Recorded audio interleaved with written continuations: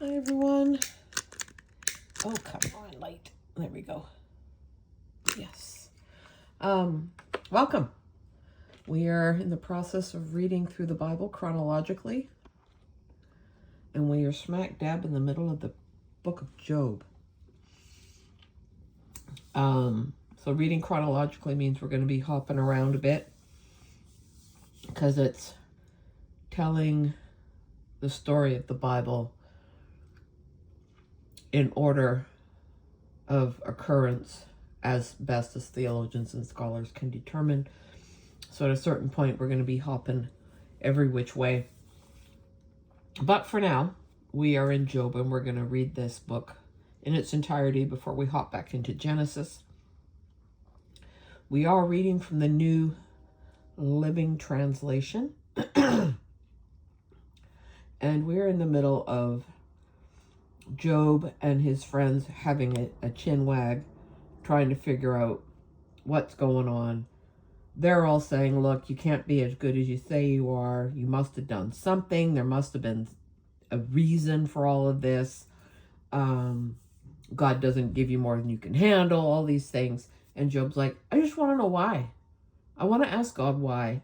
And I want him to answer me and tell me why.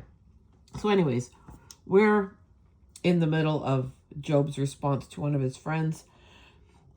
And he's getting a little frustrated, and they're getting frustrated. So it'll sound a little spicy or salty in some places. But here we go. We're going to be reading Job 14 through 16 today. How frail is humanity, how short is life, how full of trouble. We blossom like a flower and then wither. Like a passing shadow, we quickly disappear. Must you keep an eye on such a frail creature and demand an accounting from me? Who can bring purity out of an impure person? No one. You have decided the length of our lives. You know how many months we will live, and we are not given a minute longer. So leave us alone and let us rest. We are like hired hands, so let us finish our work in peace. Even a tree has more hope. If it is cut down, it will sprout again and grow new branches. Though its roots have grown old in the earth and its stump decays, at the scent of water it will bud and sprout again like a new seedling. But when people die, their strength is gone. They breathe their last, and then where are they? As water evaporates from a lake and a river disappears in drought, people are laid to rest and do not rise again.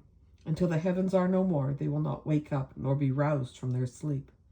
I wish you would hide me in the grave and forget me there until your anger has passed, but mark your calendar to think of me again. Can the dead live again? If so, this would give me hope through all my years of struggle, and I would eagerly await the release of death. You would call, and I would answer, and you would yearn for me, your handiwork. For then you would guard my steps instead of watching for my sins.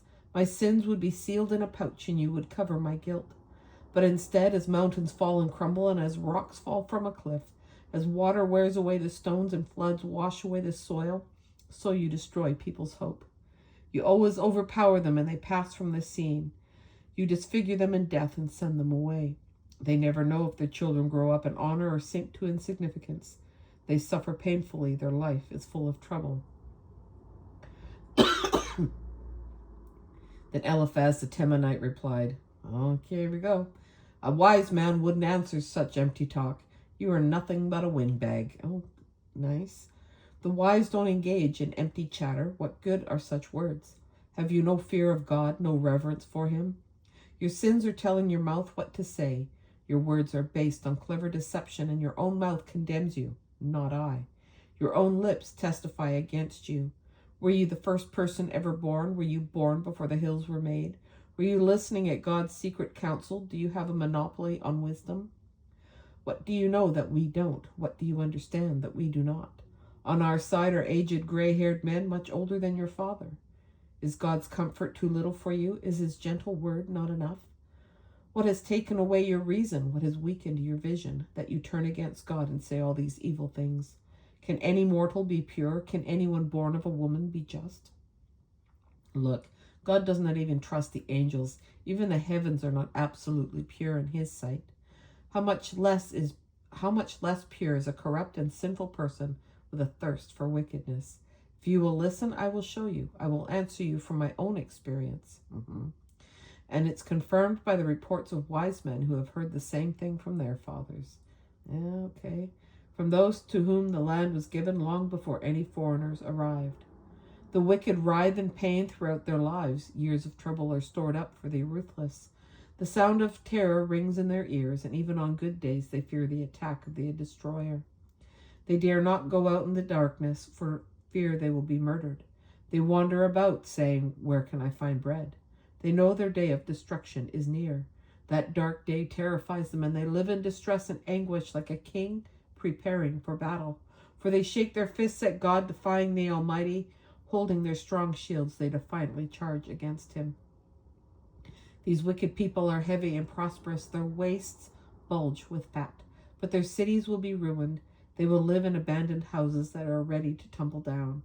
Their riches will not last, and their wealth will not endure, and their possessions will no longer be spread across the horizon. They will not escape the darkness. The burning sun will wither their shoots, and the breath of God will destroy them. Let them no longer fool themselves by trusting in empty riches, for emptiness will be their own reward.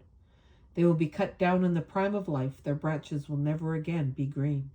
They will be like a vine whose grapes are harvested too early, like an olive tree that loses its blossoms before the fruit can form. For the godless are barren, their homes enriched through bribery will burn. They conceive trouble and give birth to evil. Their womb produces deceit. Alrighty then, Eliphaz. Then Job spoke again. I've heard all this before. What miserable comforters you are. Yeah, he's calling them out. Won't you ever stop blowing hot air? What makes you keep on talking? I would say the same things if you were in my place. I could spout off criticism and shake my head at you. But if it were me, I would encourage you. I would try to take away your grief. Instead, I suffer if I defend myself, and I suffer no less if I refuse to speak. O God, you have ground me down and devastated my family. As if to prove I have sinned, you've reduced me to skin and bones. My gaunt flesh testifies against me. God hates me and angrily tears me apart. He snaps his teeth at me and pierces me with his eyes. People jeer and laugh at me, and they slap my cheek in contempt, and a mob gathers against me. God has handed me over to sinners, and he has tossed me into the hands of the wicked. I was living quietly until he shattered me.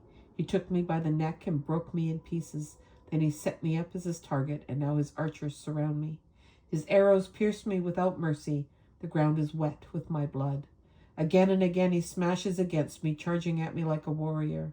I wear burlap to show my grief. My pride lies in the dust. My eyes are red with weeping, and dark shadows circle my eyes.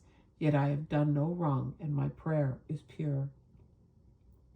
O earth, do not conceal my blood. Let it cry out on my behalf.